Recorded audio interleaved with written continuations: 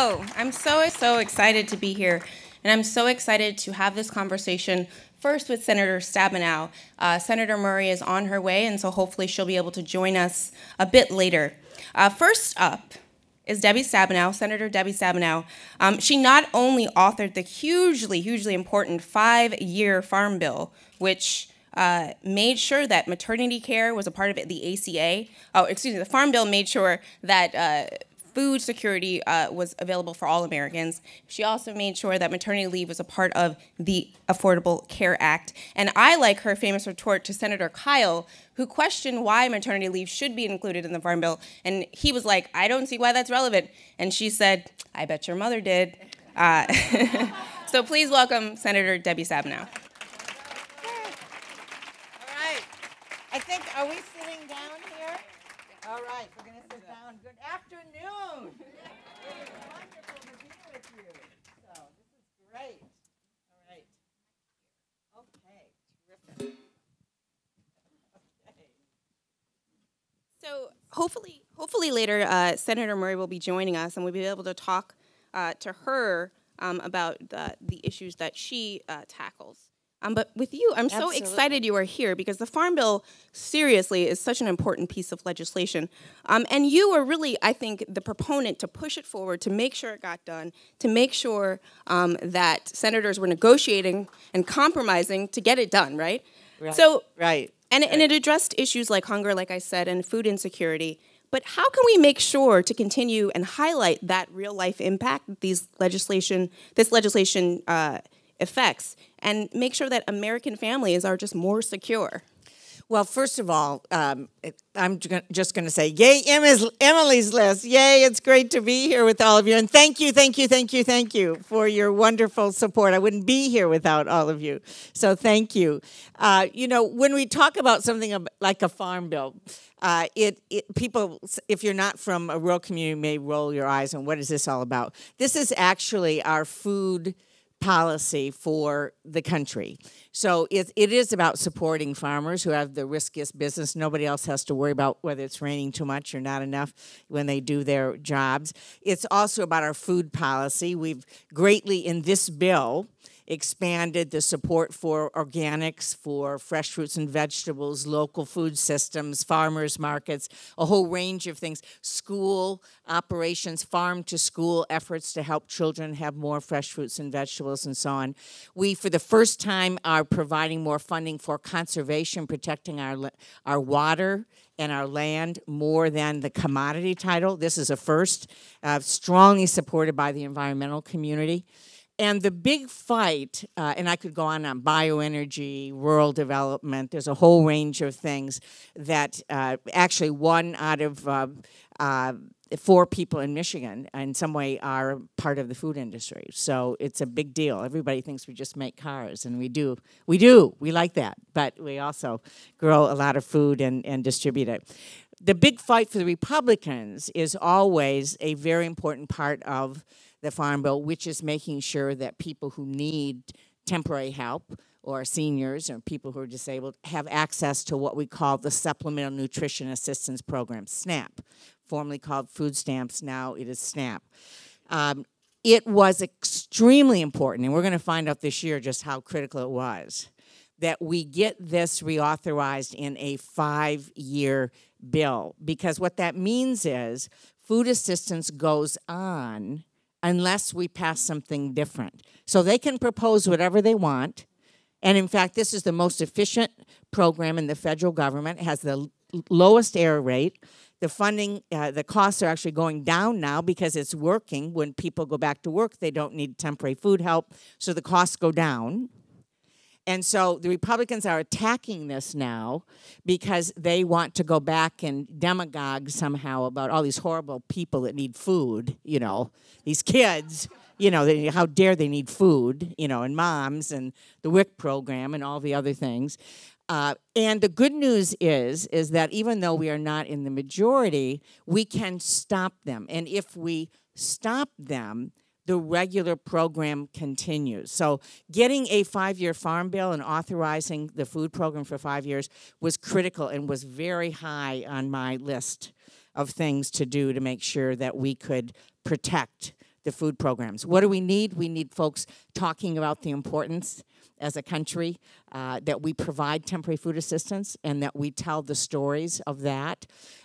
Most of people who are on food assistance are seniors, moms and kids, or people who are disabled. We're a great country. I think we ought to be able to provide food assistance for folks when they need it. It's a moral issue. It's also an economic issue. It's a quality of life. It's a health issue. So we need to continue to tell the story. Up right now, the next fight up is a 5-year authorization of our school feeding programs, lunch, breakfast, summer programs. And by the way, most children that are, many, I shouldn't say most, many, too many children only eat at school. And so when summer comes, there is no lunch program. There is no breakfast program.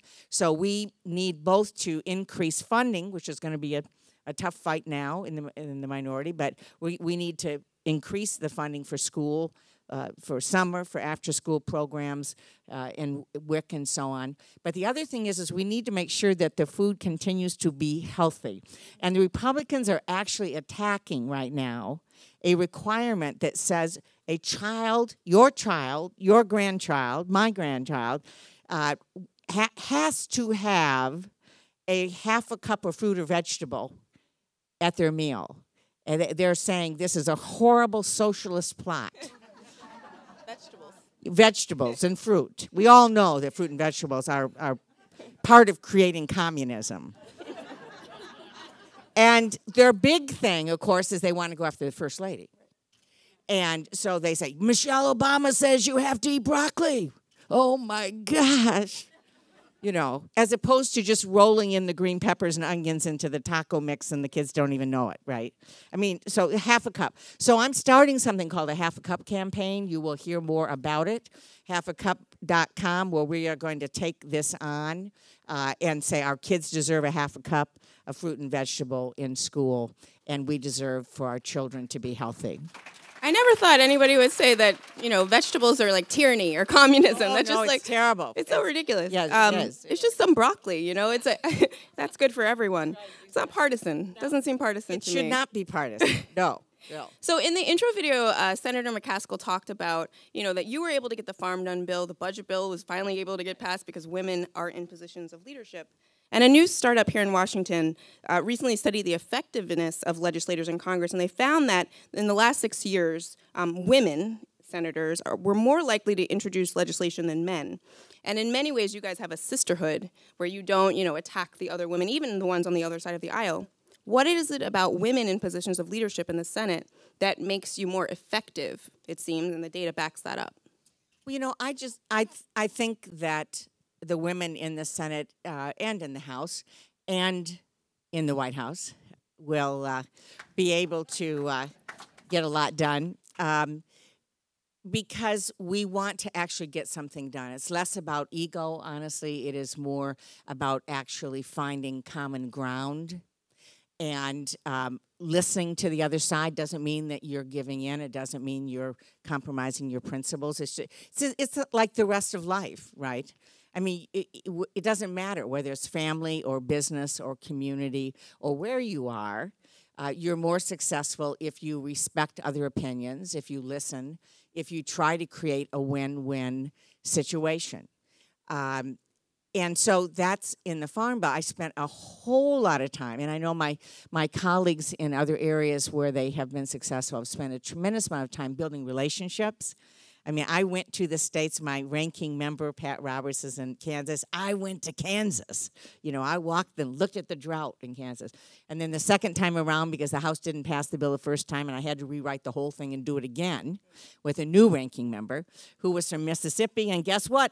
I went to Mississippi.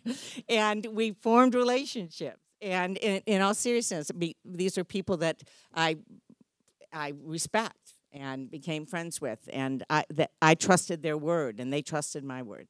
And so I think that we as women understand that the importance of that. And I also think that we understand that while we want to claim our own credit, I mean, I certainly am proud to say, yes, I led the effort on the Farm Bill. I also gave a lot of credit to a lot of other people for their ideas. And if we're willing to share credit, we can get an awful lot done. In fact, in the end analysis, the bill that actually passed was the bill from the House, because the House chairman wanted the House bill to pass with his name on it. And I said, okay, in order to get this done. And so people still knew it was me, but that was important to be able to get it done. And so I think as women, we're looking at the goal, and how do you bring people together to get things done? Yeah, you're not looking for a pat on the back.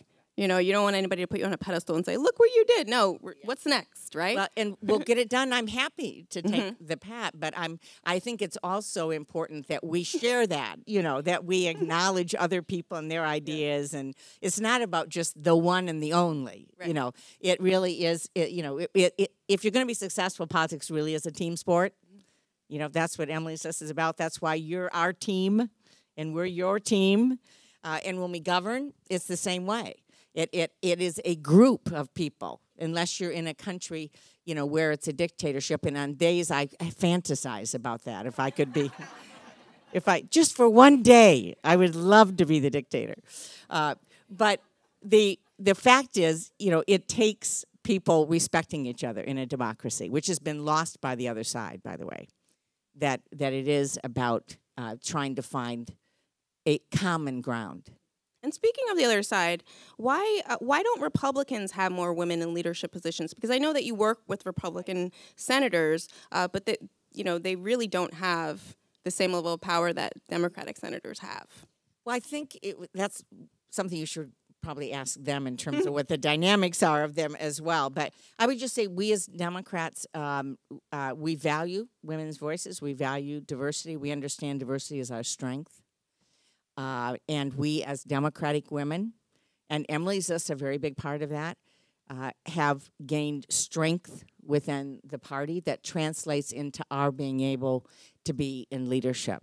Our leadership team includes Senator Murray and I as the two women in leadership. And that comes from a lot of reasons, but the fact that women bring intensity, funding, focus, organization to the Democratic Party helps us then be able to step in leadership.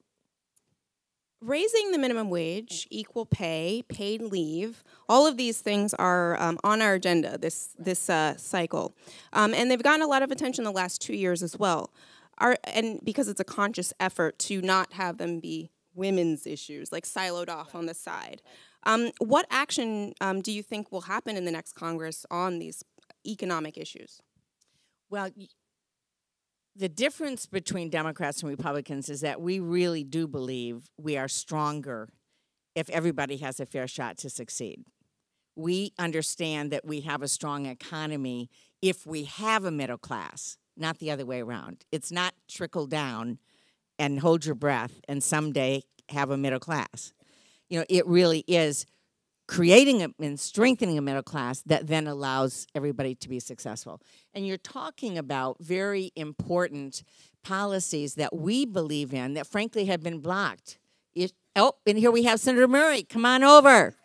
Senator.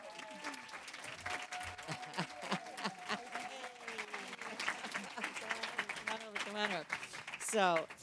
So I will finish answering, then turn it to Senator Murray, who is, as head of the Health, Education, Labor, and Pensions Committee, has just left the floor fighting an effort that the Republicans are doing to keep the system rigged against workers who want to organize and have the audacity to want to be able to communicate with email or faxes, right, with each other.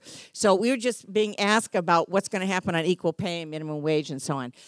In all honesty, it's going to be tough for any of that to get through. We might get something on minimum wage. I can't believe it's 2015 and we are still talking about enforcing equal pay for equal work laws. What the heck is that about?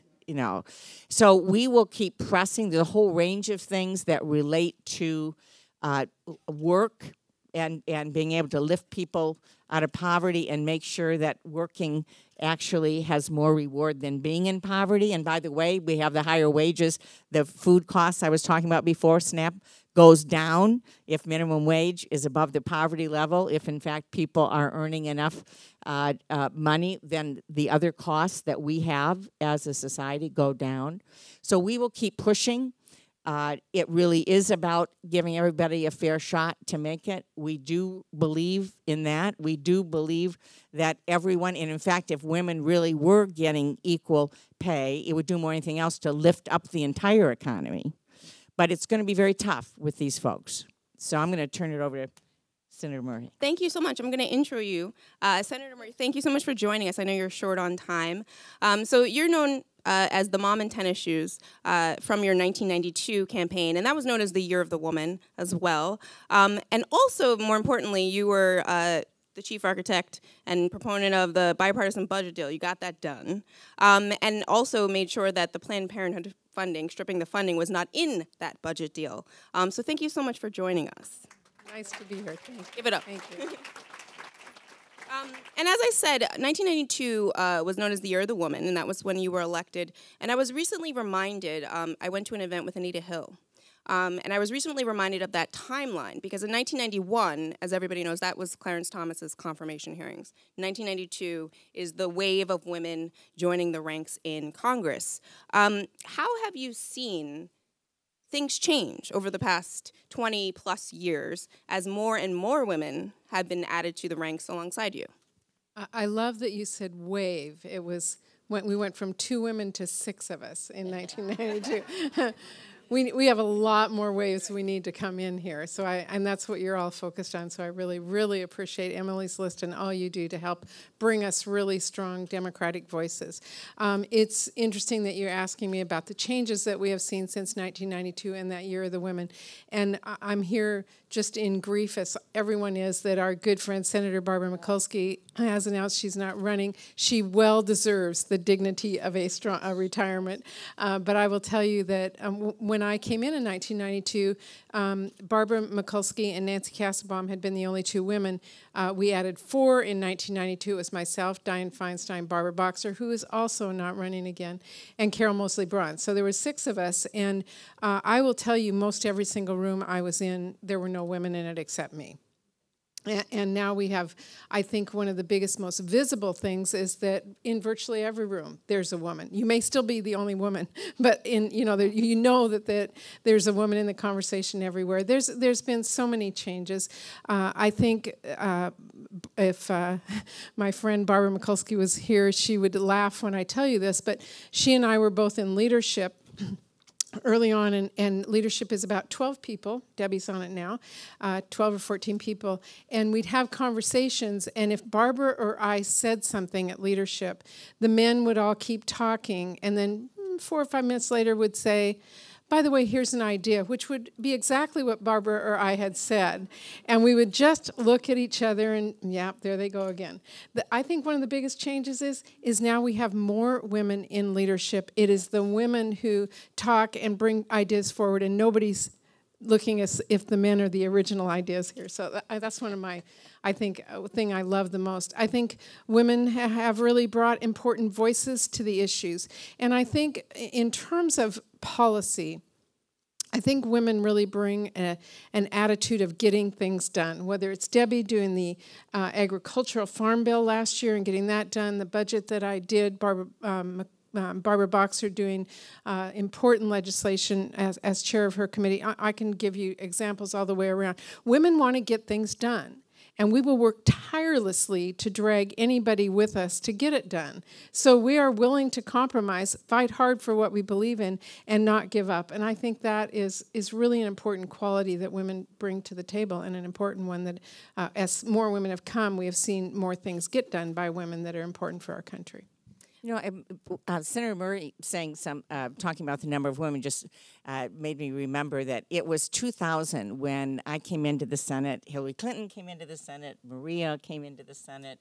That was the first time that we had enough women to have one woman on every committee of the United States Senate. Think about it, it was the year 2000 before that happened. And then you fast forward to last Congress, and we had 9 women chairing committees. So you have helped us. And flip to this Congress where there's only one. So guess what we need to do is get the majority back. Exactly. That actually brings me to the next question rather perfectly. What do you think the difference will be now that we only have, there's one in this Congress? Is it going to be different in terms of what legislation is produced because women are not chairs of these committees? Well, I think it will be very telling to see what happens. Now, as you may know, I am the ranking member on the Health, Education, Labor Committee, and Senator Lamar Alexander's chair. One of the biggest challenges facing our country today is the fact that the No Child Left Behind is not working. So Senator Alexander actually introduced a very partisan bill at the beginning of Congress, and I used my preschool teacher training to shame him into working with me. And we are now working to do a bipartisan piece of legislation. So I think you still will see women, but in the role of not being able to write it, but drag them to doing things that work together to find compromise. I wish we didn't have to drag them to compromise. Okay, so if we had more women, we'd just all be barreling down the road just doing the right thing. Exactly. So I have another question from the audience. What would... This is for both of you. What would you say was the biggest impact made by your colleague, Senator Mikulski? Oh, my gosh. Oh, well, yeah, so when I came in 1992, all 6 of us, Barbara and Nancy and the 4 new ones. And by the way, after Barbara and Barbara don't run next time, Diane and I will be the only remaining people in the Senate left in that wave. So I take that very responsibly. What Barbara Mikulski did when I came in is what she has done continuously. She has said it to you before. She will say it again, that she wanted to be, she became the first woman ever elected in her own right as a Democrat to the U.S. Senate, but she didn't want to be the only one. And she took that really seriously. When I came in and we looked around and there was no playbook for how to be a senator, Barbara brought us all, Democrats and Republicans, into her office and has done this every election since to help women understand how you can be really effective. And here's why.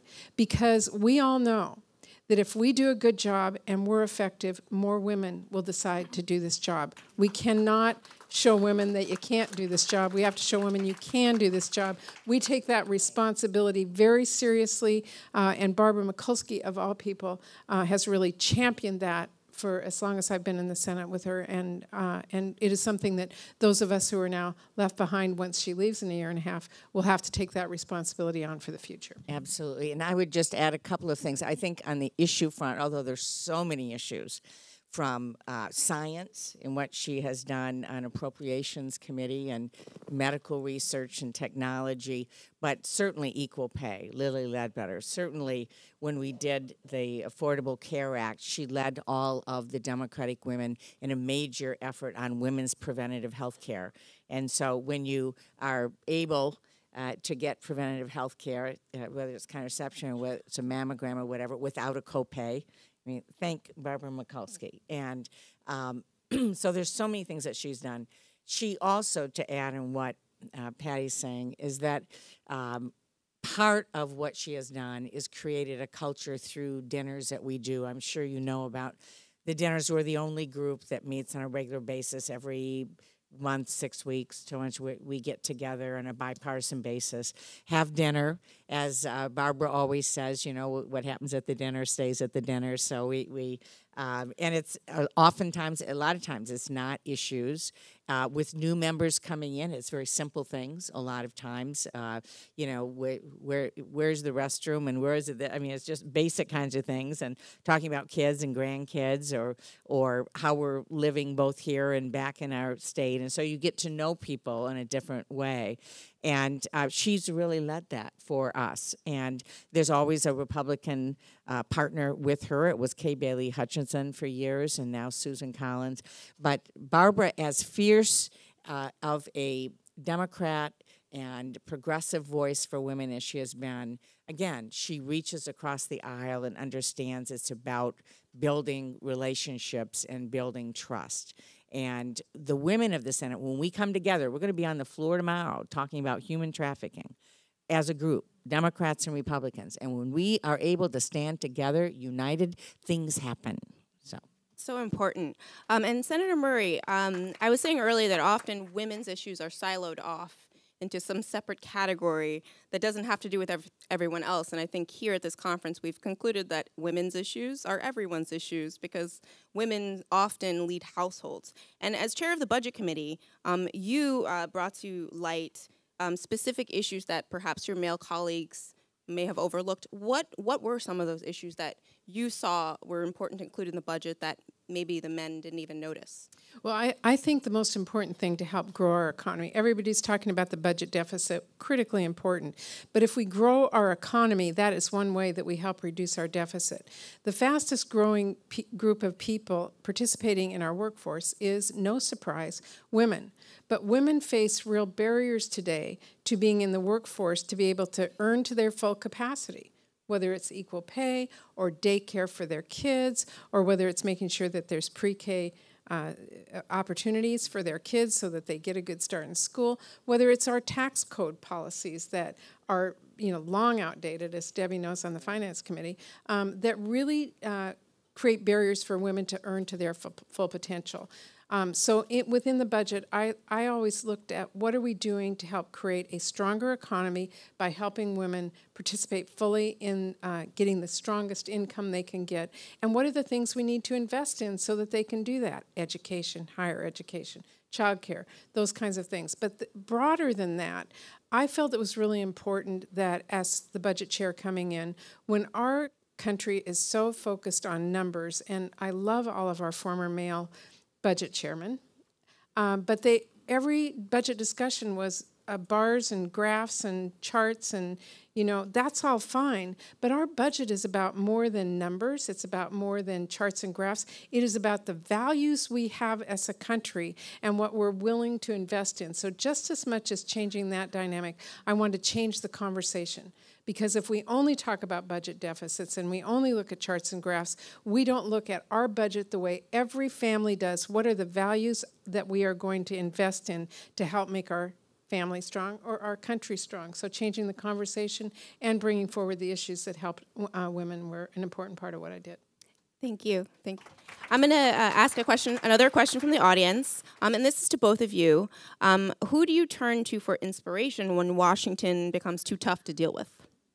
My 3-year-old granddaughter. It's an easy question. I feel the same way. Only my granddaughter is 7, and I actually got 4 now. I think I have more than you. I think now. Hillary and I were comparing because I got to be grandma before she did. So we.